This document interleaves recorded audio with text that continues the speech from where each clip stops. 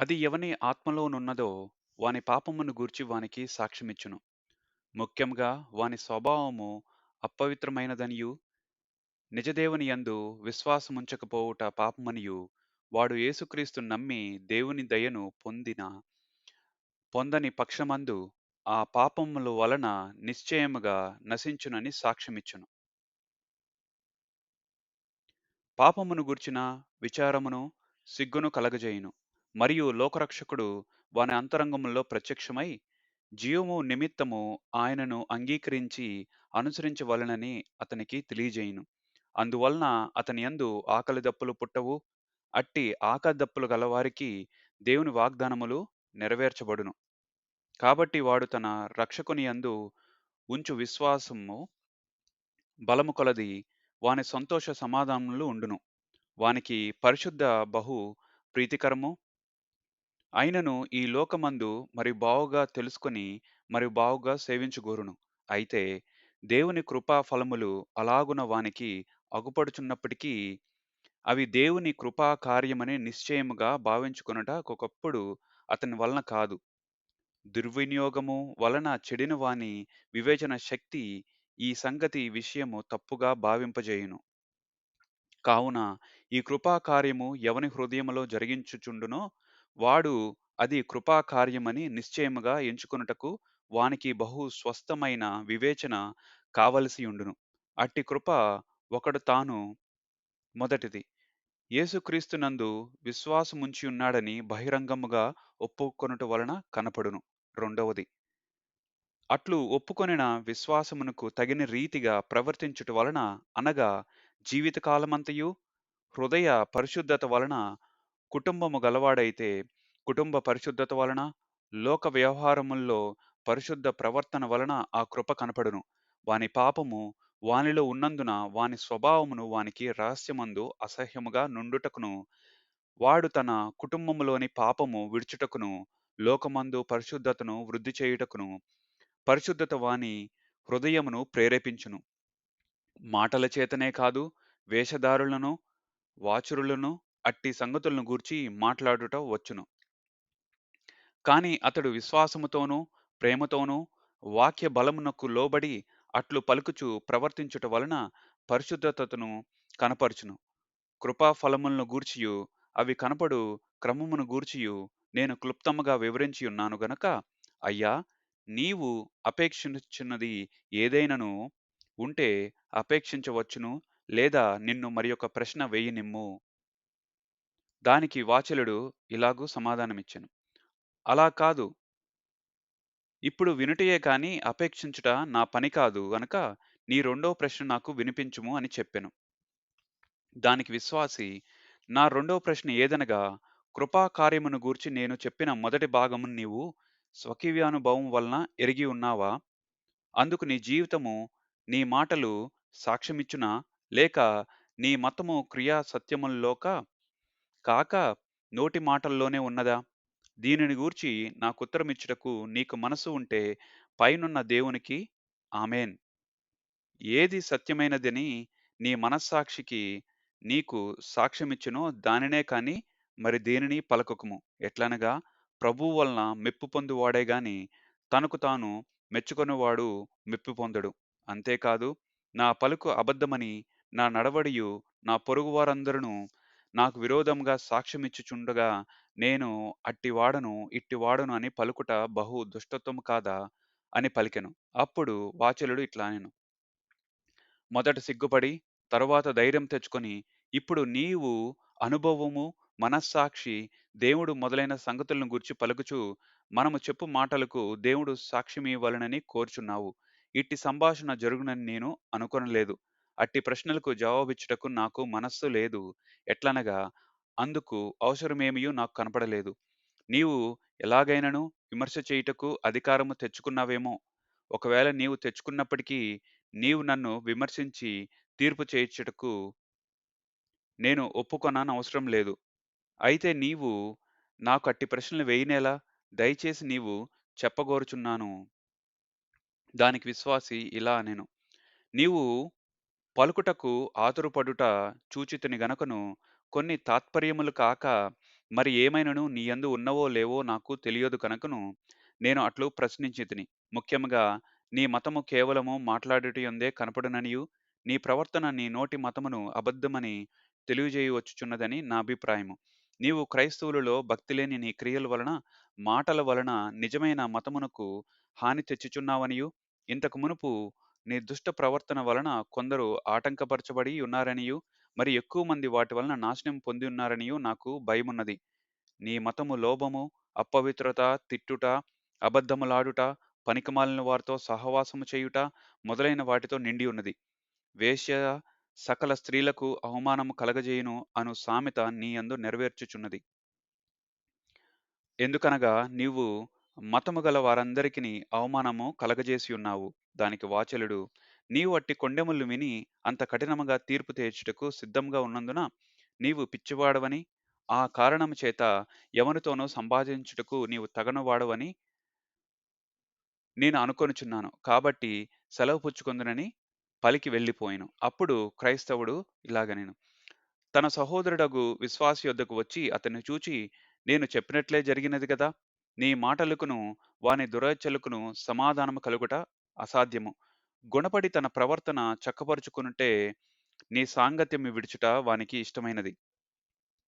అయితే నేను చెప్పిన ప్రకారము వాడు పోయెను. పోనీ ఈ నష్టము వానిదే కాని మరి ఎవనిది కాదు. మనము వాని బాధను తప్పించుకొంటిమి. వాడు మారుమనసు పొందక అలాగే ఉండిపోవునని అనుకొనుచున్నాను గనక వాడు మన సహవాసమునకు నల్లమచ్చగానే ఉండును. అంతేగాక అపోస్తలుడైన పౌలు అట్టి వారికి దూరముగా ఉండమని చెప్పియున్నాడని పలికెను. అప్పుడు విశ్వాసి, అవును, అయితే ఈ అల్ప సంభాషణ వానితో జరిగినందుకు నేను సంతోషించున్నాను. ఎందుకనగా వాడు మళ్ళీ దాన్ని గూర్చి ఆలోచించునేమో. నేను తేటగా సత్యమును వానికి తెలియజెప్పితిని గనక అతడు నశించినట్లయితే ఆ రక్తాపరాధము నా మీద ఉండదు. దానికి క్రైస్తవుడు ఇలాగనెను, నీవు అంత పరిష్కారముగా సత్యమును వాడితో చెప్పుట బాగుగానే ఉన్నది. ఇప్పటి కాలములో ఆత్మ సంబంధమైన సంగతులను గూర్చి అంత పరిష్కారముగా మనుష్యులతో మాట్లాడుట మిక్కిలి అరుదుగానున్నది. అందువల్ల సత్యమతమైనను అనేకులకు మిక్కిలి అసహ్యముగా ఉన్నది. ఎట్లనగా నోటి మాటలయందే భక్తి గలిగి నడవడిలో దుర్మార్గులను, వ్యర్థులనైన అవివేక వాచరులు భక్తిగల క్రైస్తవుల సాంగత్యంలోనికి చేర్చబడుట వలన క్రీస్తు మతమునకు అవమానమును, యథార్థులకు దుఃఖమును కలుగుచున్నది. నీలాగే అందరును అట్టి వారితో సత్యమే పలకవలెనని నేను మిక్కిలి కోరుచున్నాను. అప్పుడు వారు గుణపడి మతమునకు అనుకూలముగా ప్రవర్తింతురు. అట్లు మార్గమందు తాము చూచిన సంగతులను గూర్చి మాట్లాడుచు తమ ప్రయాణమును తేలికగా ఉండునట్లు చేసుకొనిరి. లేకుంటే వారు అడవిలో బడి వెళ్ళుచున్నందున వారికి చాలా ఆయాసము కలిగియుండును. వారు కొంచెము ఆ అడవిలో నుండి వెలుపలికి వెళ్ళునప్పుడు విశ్వాసి దేవుని దయ వల్ల వెనుకకు తిరిగి చూడగా తమ వెనుక ఒకడు వచ్చుట చూచెను. అప్పుడు వానిని పోల్చి తన సహోదరునితో, విశ్వాసి ఇట్లా అనెను, ఓహో, ఇదిగో ఎవరో వచ్చుచున్నారనెను. క్రైస్తవుడు ఇలానెను, నా మంచి స్నేహితుడైన సువార్తికుడని పలికెను. దానికి విశ్వాసి, అవును, ఆయన నాకును మంచి స్నేహితుడే గదా! ఆయనే గవని యొద్దకు వచ్చు మార్గమందు నన్ను ప్రవేశపెట్టుననెను. అంతలో సువార్తికుడు వారిని కలుసుకొని ఇట్లు దీవించెను. సువార్తికుడు ఇలా అనెను, నా ప్రియ స్నేహితులారా, మీకు క్షేమము, మీ సహాయకులకును క్షేమమవును గాక. దానికి క్రైస్తవుడు, నా మంచి సువార్తికుడా, సుస్వాగతము, సుస్వాగతము. నీ ముఖదర్శనము, నీ పూర్వోపకారమును, నా శాశ్వతమైన మేలు నిమిత్తము నీవు విసుగక సహించిన ప్రయాసములను నాకు జ్ఞాపకము చేయుచున్నది. దానికి విశ్వాసి, ప్రియమైన సువార్తికుడా, 10,000 దొరికినట్లు నీ సహవాసం మాకు దొరికినది. ఇది మంచిది. మా వంటి దీనులైన యాత్రికులకు ఇదెంతో రమ్యమైనది. సువార్తికుడు ఇట్లా అనెను, నా ప్రియులారా, మనము ఎడబాసిన నాటి నుండి మీకు ఏమియు సంభవించెను? మీరు ఎట్లు ప్రవర్తించురని అడిగినందుకు క్రైస్తవుడు, విశ్వాసియు తమకు మార్గంలో సంభవించిన సమస్త సంగతులను ఆయనతో వివరముగా తెలియచెప్పిరి. దానికి సువార్తికుడు ఇలా సమాధానమిచ్చెను, మీకు శ్రమలు సంభవించినవని కాదు గాని, మీరు విజయం పొందితిరి గనుకను, మీరు విస్తారమైన విషయముల యందు బలహీనులై ఉన్నప్పటికిని నేటి వరకు ఈ మార్గములో నిలిచియున్నారు గనుకను నాకు బహు సంతోషం కలుగుచున్నది. అవును. నా నిమిత్తమును, మీ నిమిత్తమును ఇందును గూర్చి సంతోషించున్నాను.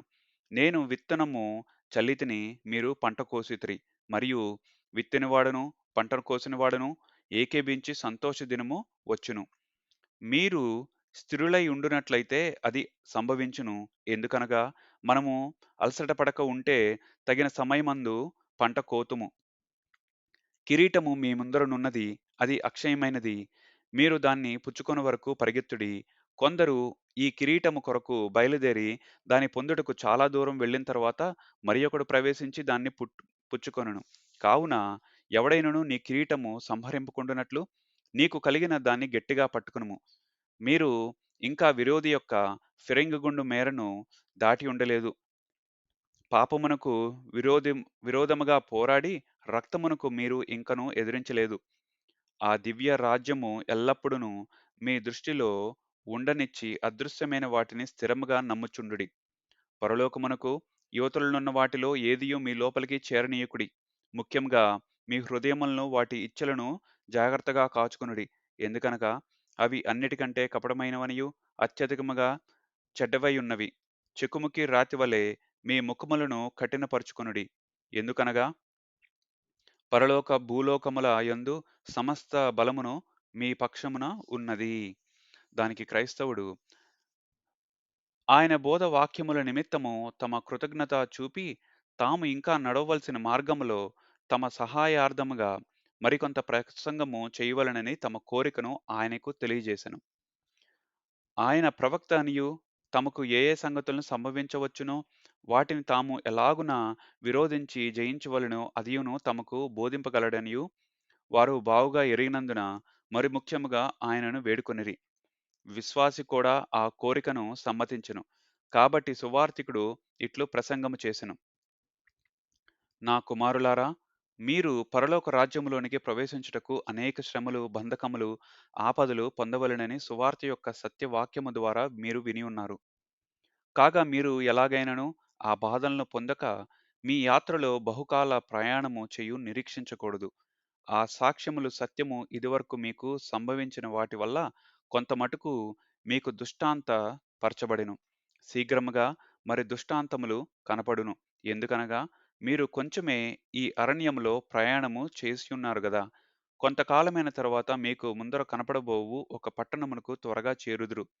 ఆ పట్టణంలో మీరు శత్రువుల చేత చాలా ఇబ్బంది పడుదురు. వారు మిమ్మును చంపుటకు కఠిన ప్రయత్నము చేయుదురు. మీరిద్దరైనను మీలో ఒకడైనను మీరిచ్చు సాక్ష్యము రక్తంతో ముద్రించవలసి వచ్చునని నిర్ణయించుకొనుడి. అయితేనేమి మీరును మరణ పర్యంతము నమ్మకముగా ఉండుడి. అప్పుడు మన రాజు మీకు జీవ కిరీటమును దయచేయును. అప్పుడు నేను నా స్వప్నమందు చూచినది ఏమనగా, వారు ఆ అరణ్యమును విడిచి వెళ్ళినందలో ముందరనున్న ఒక పట్టణము వారికి అగపడెను. ఆ పట్టణం పేరు మాయ. దానియందు మాయసంత అను ఒక సంత సాగును. ఆ సంత ఏడాది పొడుగునా సాగుచుండును. ఎందుకనగా అది సాగు పట్టణము మాయ కంటే చులకనై ఉన్నది. అంతేకాకుండా అక్కడ అమ్మబడుచున్నది యావత్తును, అక్కడికి వచ్చినది యావత్తును మాయ. దానిని గూర్చి సొలొమోను జ్ఞాని వచ్చున్నది యావత్తును మాయ అను వాక్యము రాసెను. ఆ సంత నూతనమైనది కాదు. అది బహుకాలం నుండి స్థాపించబడి ఉన్నది. దాని ఆరంభమును మీకు తెలియజేతును. కొంచెము తక్కువ 5000 సంవత్సరముల కిందట ఈ ఇద్దరు మంచివారు ఎలాగో అలాగే కొందరు యాత్రికులు పరను పట్టణమునకు నడుచుండిరి. అప్పుడు బయల్జెబూలు, అపోల్యోను, లెగియోను అను విరోధులను వారితో కూడా ఉన్నవారును యాత్రికులు నడుచు త్రోవను కనిపెట్టి వారు ఆ పట్టణమునకు వెళ్ళవలసిన మార్గము మాయా అను ఈ పట్టణంలో నుండి ఉన్నదని తెలిసి ఇక్కడ ఒక సంతను సాగించి ఆ సంతలో సమస్త విధములైన మాయా వస్తువులు అమ్మబడునట్లును అది సంవత్సరము పొడుగునా సాగునట్లును తమ తంత్రోపాయం చేత కల్పించిరి.